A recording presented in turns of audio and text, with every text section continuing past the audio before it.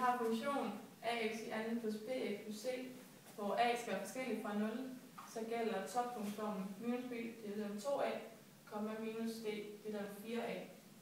Og hvis vi siger, at f er 0, så er det lige c, da c er skæringen på y-aksen.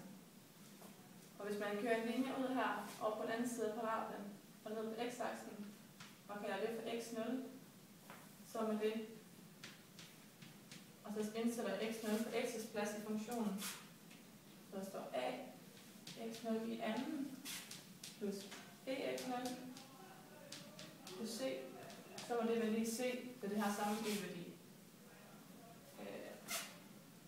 Så trækker vi c fra på begge sider af lighedstegnet, så vi får ax0 i anden plus bx0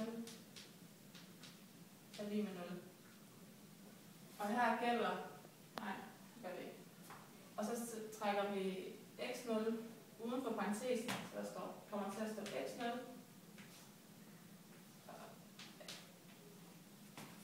plus b er lige med 0. Og her gælder så 0-reglen, hvor enten det her led skal give 0, eller skal det her give 0. Men her får vi ud af, at x0 var lige c, så det må være det her led, der skal give 0. Så vi siger ax0 plus b er lige med 0. Og så trækker jeg b fra begge sider, så kommer til at stå ax0 er lige med minus b. Og så vil jeg gerne have isoleret x0, så jeg dividerer med a begge sider.